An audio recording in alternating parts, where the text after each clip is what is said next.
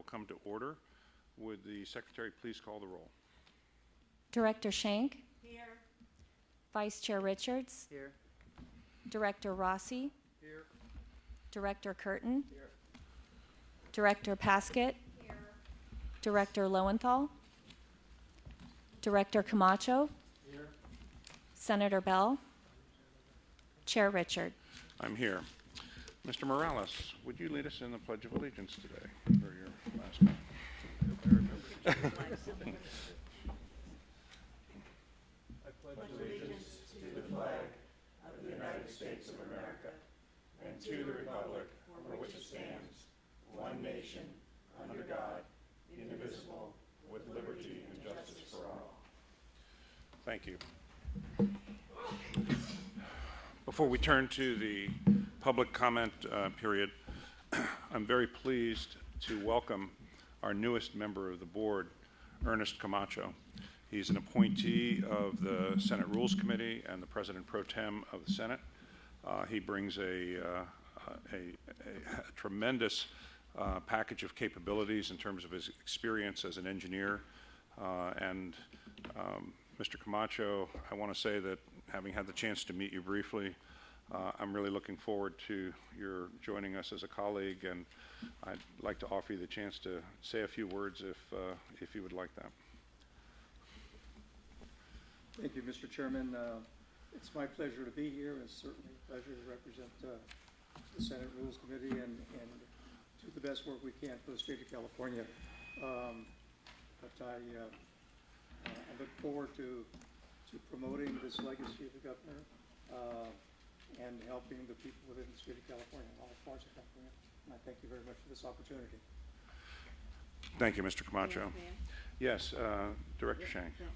Thank you. I'm going to take the liberty of just saying that I've known Ernie for a lot of years, and whatever he has undertaken, it's always been in a thoughtful way. His advice has always been sound, and I am so delighted that he has joined us. He's going to be a tremendous asset to all of us and to the project. Thank you very much. In welcoming Mr. Camacho, let me also say that pursuant to legislation passed last year by the California legislature and a bill by Assembly Chair Frazier and signed by Governor Brown, our board will also be expanded to include ex officio members that will be appointed by each house of the legislature. The Senate has appointed Senator James Bell, and we're told that the Assembly appointment is imminent. And so we will be looking forward to welcoming those members of the legislature sitting ex officio in the same way that members of the legislature sit ex officio on the California Transportation Commission and so forth. I think that, while I can't speak for Chairman Frazier, I think that the motivation for the bill was to enhance the relationship between this board and the legislature to also carry out the legislature's oversight functions. We will welcome those members as they join us and look forward to collegial discussions with them. So with that, let me move through the agenda. We first have a public comment period, and our first speaker is Paul Guerrero from APAC, followed by Diana Lacombe.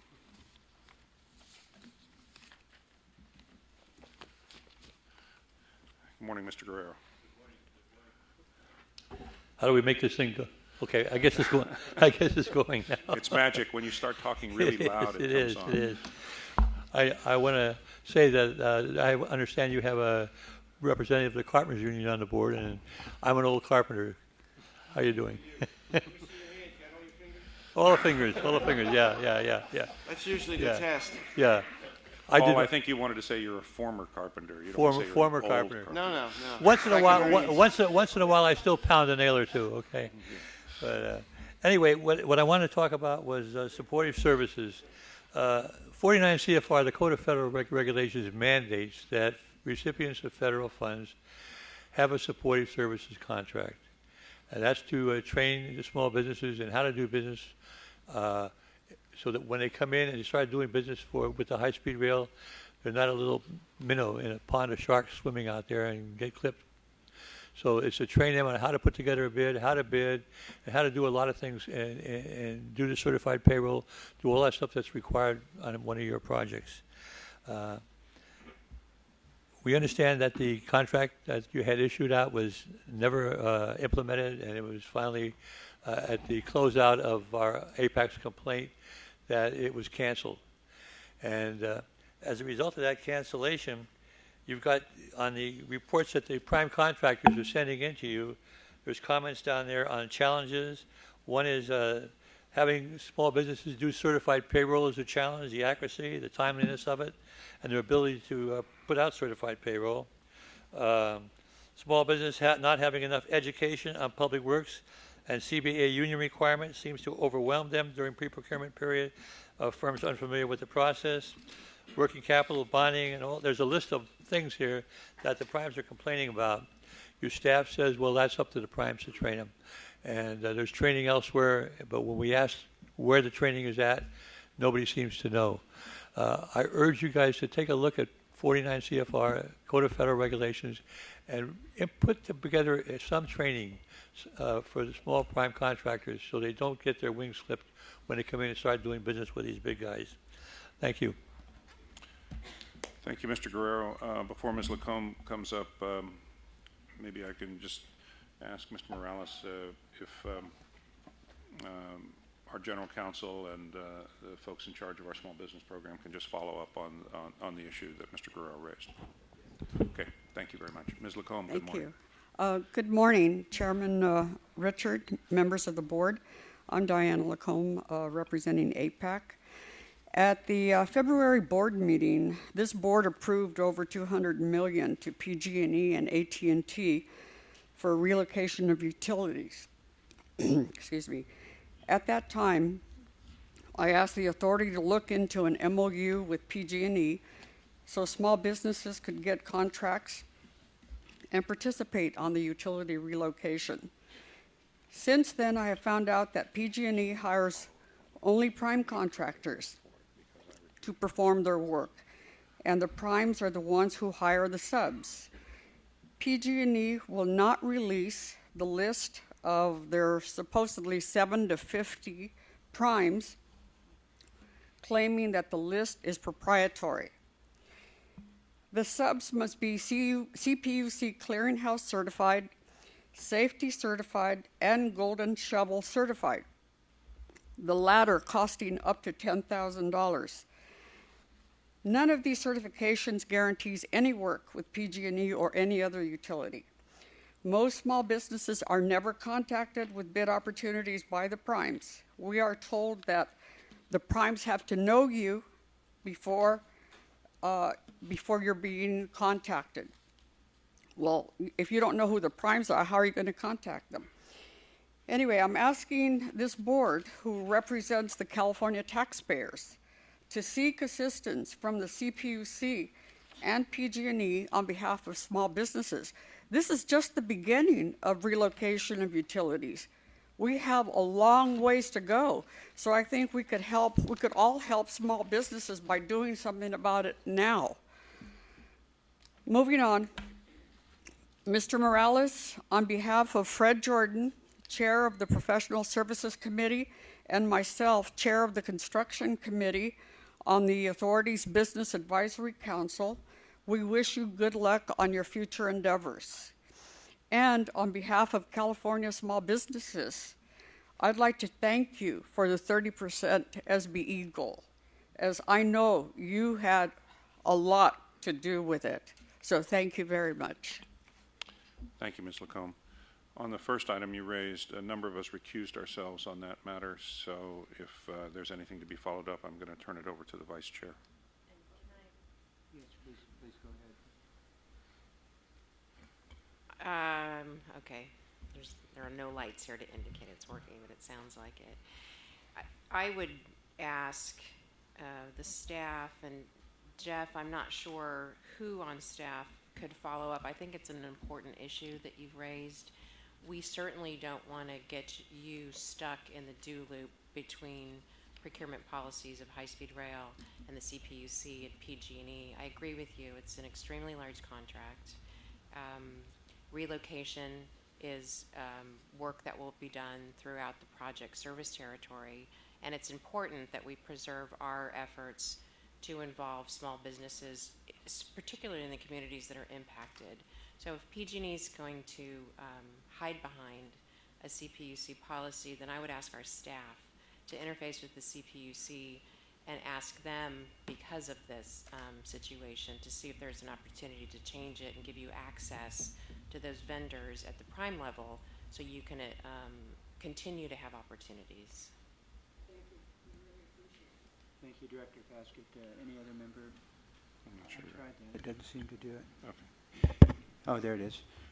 Beyond that, I would only ask Tom Felenz, would you kind of provide some oversight on whatever the contacts might be between our staff and PG&E to ensure that we get some movement on this, with the possibility of having to reach out to perhaps your counterpart at PG&E to see if we can get some resolution pleasantly and soon?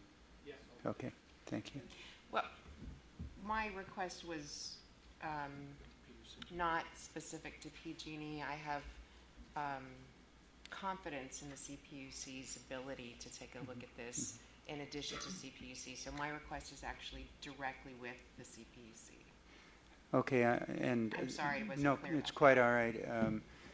I mean, I'd certainly like to see at least an attempt with the PG&E at the outset of this. I mean, because I believe that is the ultimate place that we can go for it. If we can break this loose, working between our contractee with PG&E, it seems to me might be appropriate. And if it doesn't, let's don't waste time. And with what you've suggested, then we move forward with that.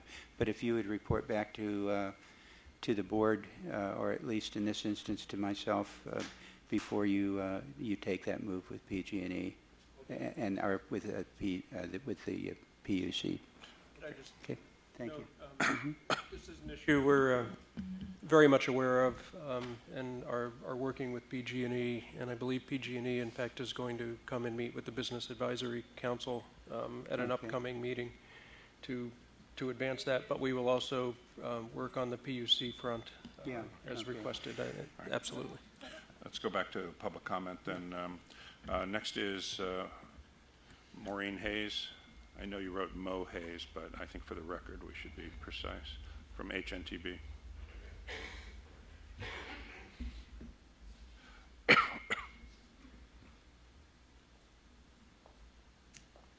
Thank you, Chairman Richard, board members, and I put Mo because when someone calls me Maureen, I feel like I'm in trouble, so it's like I didn't do it. I just wanted to take a moment to publicly thank Jeff Morales for his service. HNTB is one of your contractors, and on behalf of HNTB and the over 20 subconsultants that we have working with us on various projects, we really appreciate all your efforts. I wanted to thank you for doing the thankless job. Make sure that you know, I mean, many people, about a third of our Northern California staff is working on the project. So we have a lot of resources employed because of you. You keep the ball moving forward. You set a good foundation for the project. It's only going to get better from here, and just wanted to express my appreciation. Thank you. Thank you, Ms. Hayes. I only have one other speaker card. It's from Keith Dunn, Association for California High-Speed Rail. Morning, Mr. Dunn. Good morning, Chairman and board members. Welcome to the new board member. We're glad to have you on the team. Look forward to getting to know you and working with you. I wanted to echo Ms. Hayes' comments and thank my good friend, Mr. Morales, for his service on this project, a project that, as we all know, has been sometimes challenging, sometimes difficult. He's taken a lot of arrows from folks that I think were largely undeserved many times, but it's been a great pleasure to work with him. He's been a good friend for a long time, and I just wanted to make sure that I got to publicly express that. He has been a champion of this project and pushed the ball forward, I think, where others would not have been able to be so successful The association thanks you. The state of California is going to thank you when we get this thing built, and I'm proud to call you a friend, and I look forward to working with you in some other capacity moving forward. So thank you for all that you've done for the project. Thanks to the board. We'll look forward to seeing you on the other side. Thanks. Thank you. Ms. Alley, are you lurking because you have a speaker card? Professionally working. Yes.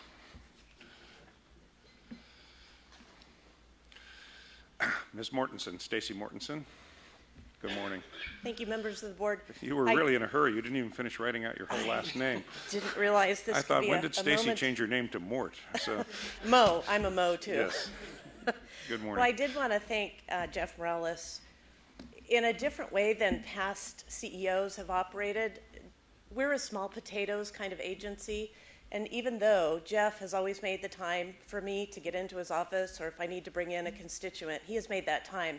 That hasn't always been true. And I know it's difficult with the demands on your schedule and on Jeff's schedule. So I just wanted to say thank you, because really all the little small potatoes, we add up to a lot of votes over time. And if somebody takes that time, it really goes a long way. So thank you, Jeff. Thank you, Ms. Mortensen, for coming here this morning to express those thoughts.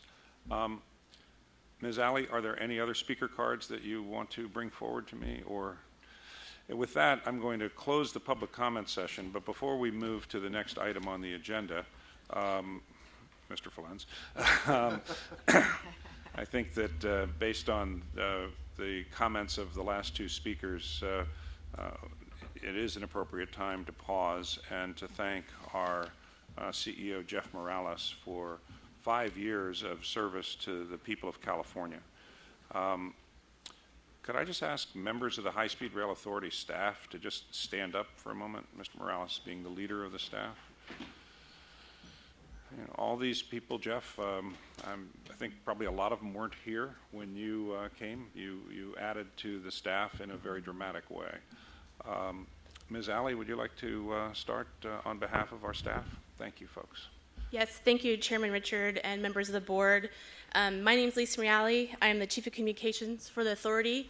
I don't know if it's lucky or not, but this is the first time in 5+ years I've had to present before you. So thank you.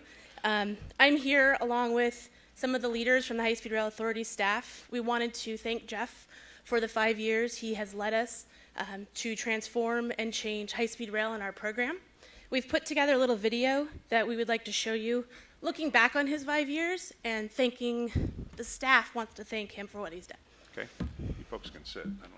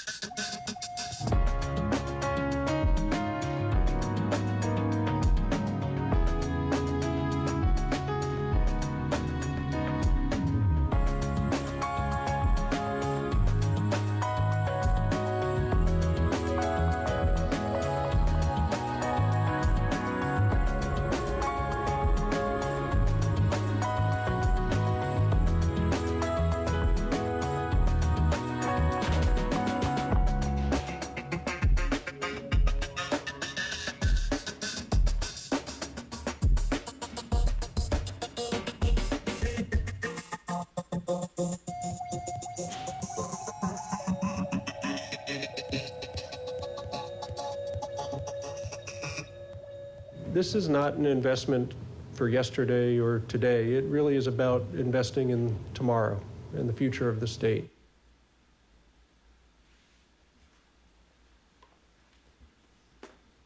very good.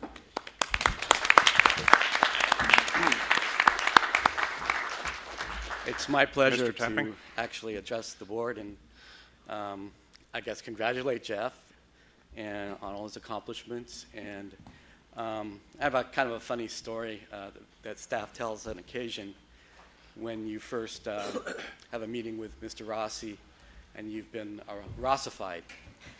And it's an experience that you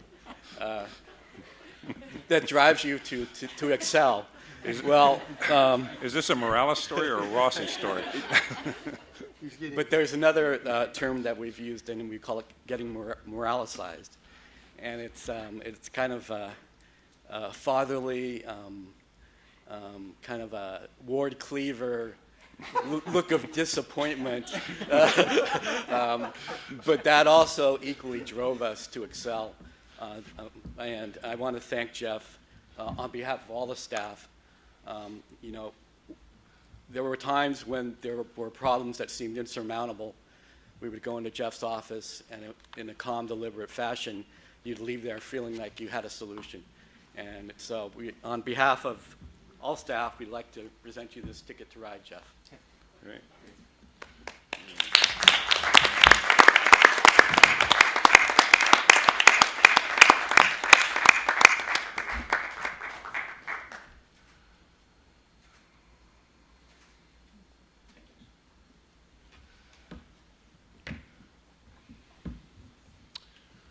Well, thank the staff. I'll have a few words to say, but I want to turn to my colleagues first to see if anyone has words they'd like to express at this point. Ms. Shank. Thank you. I approach this with very mixed feelings. Since I had a role in bringing Jeff to California as head of Caltrans, where he served for 4 years in the Governor Gray Davis administration when I was chief of staff, we literally scoured the country and parts of the world to find the very best person. And lo and behold, we found him in Chicago. That was Jeff, and it was the right choice then, and he was the right choice for high-speed rail at a time when we needed the kind of leadership and thoughtfulness, the strategic vision that Jeff had for high-speed rail. I consider him a close friend, and Jeff, wherever you go, you know that I will be there with having your back and cheering you on. Great. Others? Danny? Mr. Curtin. I think it's on. Is it on? Okay, push the red button. It is on. I just want to say thank you, Jeff, really, for you. You know, I'm somewhat ignorant of a lot of the issues we've dealt with. You've been very thoughtful and respectful, and didn't laugh at a lot of my questions when you had every right to, and were very responsive and never left me out there for more than a few minutes if I had real questions to answer that needed answers. Again, I thank you for the effort you've put in. I share Lynn's comment about I have a lot of mixed feelings. I'm sorry to see you go. But again, I say thank you very much for the hard work you've done in a very, very tough job. Okay, thank you very much. Ms. Pascal. Tom, do you want to go? No, please go ahead. Okay. Thank you. Is this still on? So Jeff, want to say thank you for your service to this agency. I don't think that we would have gotten to where we are today without your service and your leadership over the last 5 years. Working with you in the past year has been an exceptional experience, and I am sorry to see you go, but I am hopeful that you'll continue to give us guidance as you have given me guidance on some of the strategy and policy and opportunities for the system going forward. So I just want to say thank you and good luck with what's next. Vice Chair Richards. Thank you. I would echo what Director Paskett just said. It has been really our good fortune to have you here, Jeff, for the 5 years. For some time prior to that, when you were actually with Parsons Brinkerhoff, I had the pleasure of being at another event with Jeff last week or the week before, And I think it was very fair to say that there's nothing that you could look at in the state of California that's had anything to do with high-speed rail over these last 5 years that does not have Jeff's fingerprints on them. And in a very, very positive way, because the reality is from where we were then to where we are now, this would not have occurred had Jeff not taken the leadership of this organization for these 5 years. It's a huge void to fill. We wish you, I certainly wish you well, Jeff. I said at that meeting, I don't know where it will be, but I'm sure we'll be reading about it in some newspaper account or some media account. And I will be very anxious to see what the next part of your professional career looks like, because I will be very, very pleased to see the success that you will carry on with what you've already done in your career. So thank you for everything, Jeff. Yeah. Mr. Rossi. One more time. Yeah. So I would also just like to give you my thanks and best wishes and good luck for whatever you decide for the remainder of your career years. I'm sure they'll be successful, and I appreciate the effort and time you put in trying to make this organization run on time. So thank you. Let me only suggest, the only thing I would encourage you not to do is please stay off of the ski slopes. Yeah, okay. That would be good. So let me add my voice to this. As is so often the case, even though I talk a lot, my colleague to my left, Mr. Richards, seems to always be able to capture things much more cogently. And I think that the quotation you saw up there about the state of the organization when Jeff came here is really an incredibly salient point that should not be lost. When I was appointed in August of 2011, the High-Speed Rail Authority was about to issue its business plan. And the governor's office appointment secretary said, "Oh, I'm glad you're here. You can help us pick a CFO." And I said, wait a minute. How can they possibly be issuing a business plan if they don't have a chief financial officer? Well, they didn't have a chief financial officer. They didn't have a chief risk officer. Members of the legislature were pounding us for a couple of years before that for not having a chief risk officer on a multi-tens of billions of dollar project. There was no chief engineer on the high-speed rail program. There was no head of construction, as Scott is now, for the impending construction program. I mean, there was literally virtually no structure whatsoever, and it had been that way. The organization had been at half the strength that the legislature had authorized. The legislature had given us the people, but nobody had hired them, and particularly in terms of the senior leadership team. Was virtually non-existent except for Tom Falens, who had just come on. So Jeff built all of that. And as Tom said in his quote, it wasn't just the number of people, it was the quality of people. We have just an outstanding leadership team in all the areas that he has filled. So, going back to my very earliest part of my career, I worked at NASA, so I have a pretty good idea how rockets work, even though I'm not a rocket scientist. But to get something off the ground, you had to have the first stage, which had to have the most oomph to it. As with anything in life, later stages would boost you higher and higher. So Jeff, you were that first stage rocket that really lifted this project off the ground. And for that, you're always going to have a very legitimate place where your signature is on the rail at the groundbreaking. And for really moving this from the planning and talk about and political controversy phase, which is where we were when you were appointed 5 years ago in 2012, to now having $3 billion of contracts and 1,000 people working and hundreds of businesses. It's been an amazing transformation in 5 years.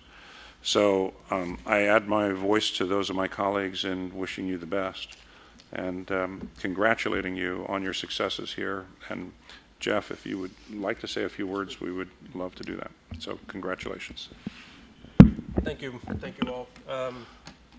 You know, in dog years, it's been 40 years, just to put things in perspective, and I think in some ways that's what it feels more like. But you know, I do want to thank the board for the opportunity to do this. Lynn, you've given me 2 opportunities now, so we'll see if there's a third, maybe in the offing somewhere. But and I really do want to thank our staff who have just done incredible things, and I think that's the main point I'd want to make is with this program, we're doing something that no one's ever done before.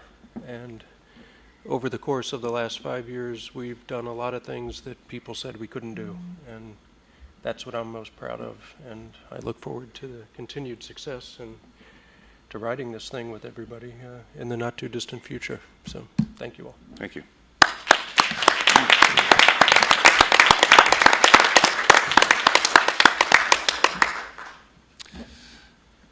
We will now turn to the rest of the business of the board this morning. Before we go into closed session, there's one housekeeping item. As I mentioned before, our board has now been expanded by act of the legislature, and as a consequence, Mr. Flens prepared some changes to the bylaws of the oh, yeah. Well, you know, I'm on a roll, so let's just do this, and then I'll come back to the minutes. The minutes could be easier, Dan. They could be? I think it could be easier. Yeah, okay. I'll move them all. Yeah, so anyway, Mr. Flens can just take 10 seconds and just tell us what this is. Yes, Mr. Chairman, board members. This is just an amendment of the policies and procedures to reflect the fact that under AB 1813, we do have 2 ex officio members now.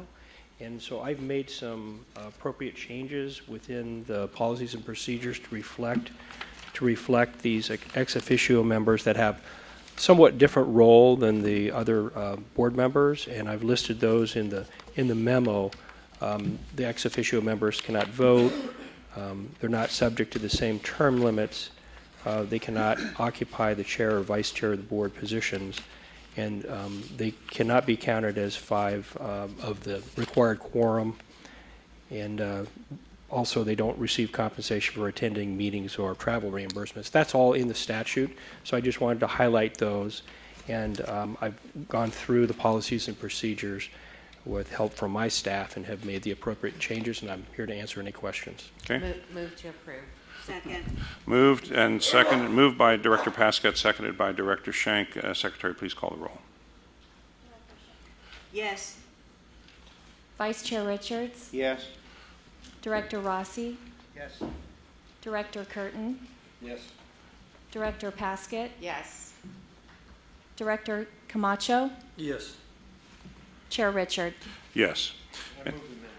Okay, but before you move the minutes, I'd just like to point out to my colleagues who gave me grief that we did this order because we thought we might have an ex officio here, and so therefore it would allow them to participate. So we knew what we were doing, but... We respect that and appreciate that, Mr. Chair. Okay, the chair recognizes that the minutes were moved by Director Rossi and seconded, I think, by Director Schenk. So call the roll, please. Director Schenk, Yes. Vice Chair Richards, Yes. Director Rossi, Yes. Director Curtin, Yes. Director Pasquette, Yes. Director Camacho, Yes. Chair Richard. Yes. Thank you. The board is now going to enter into a closed session pertaining to the employment of an executive director or chief executive officer. Let me just make one comment. As you notice on your agenda, item 4 also contemplates the potential appointment and discussion of compensation of that person. We have that on this agenda, and we will have it on every agenda until we actually make the decision. That is for purposes of complying with Bagley-Keene. It doesn't mean necessarily that such a decision will be made today. So for those of you tracking all this and waiting for the white smoke, I just wanted to give you that that heads up. So with that, the board will move into closed session in the room on the second floor, and following closed session, we will report back on any actions of the board. Thank you.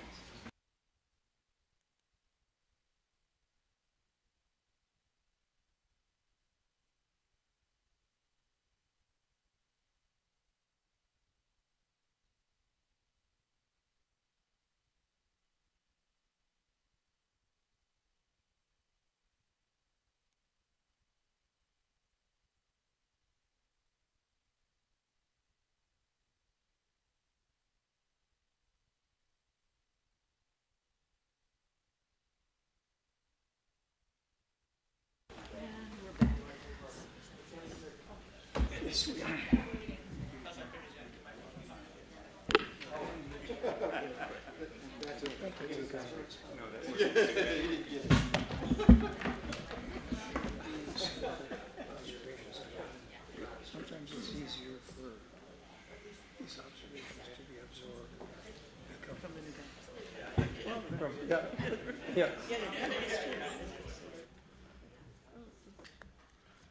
Is Jeff coming back?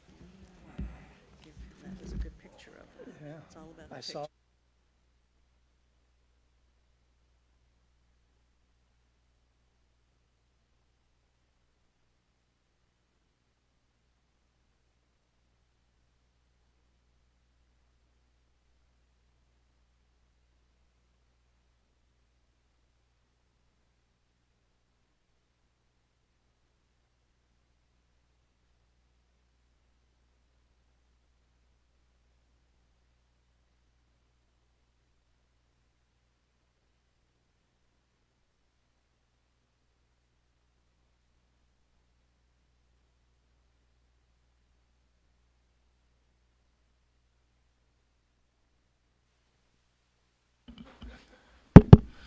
Okay, thank you, everybody. The board has, although we've returned here to an open session, I first want to announce that the closed session is being continued. We've not adjourned the closed session. The closed session for the consideration and selection of the next CEO for the High-Speed Rail Authority is being continued to a time to be noticed consistent with law, so that we can continue that, that deliberation. We have returned here so that we can act as a board in open session as we must on a question of an interim person to fill the CEO role upon the resignation date for Mr. Morales. And at this point, I'd like to ask if anyone has a motion on that. I'll make a motion for the appointment of Tom Flens as the acting CEO effective the day after Jeff Morales ceases with his employment at the California High-Speed Rail Authority. In his capacity as CEO? Yes. Second. Okay, that has been moved by Vice Chair Richards. It's been seconded by both Directors Pasquette and Director Shank. Any questions? And Rossi. Oh, and Rossi. Okay. And just so there's clarity on the motion, the acting CEO will have the delegated authority from the board to the powers that are normally resident with the CEO. Okay. With that understanding, would the Secretary please call the roll? Director Shank? Yes. Vice Chair Richards? Yes. Director Rossi? Yes. Director Curtin? Yes. Director Pasquette? Yes. Director Camacho? Yes. Chair Richard? Yes. Thank you. Thank you very much, Tom Flens. He served in this role once before and performed admirably, and we appreciate your willingness to do this. With that, these proceedings today are closed, but again, to reiterate that the closed session of the board is in a state of continuation until further notice. With that, thank you, everybody. Thank you. Good day.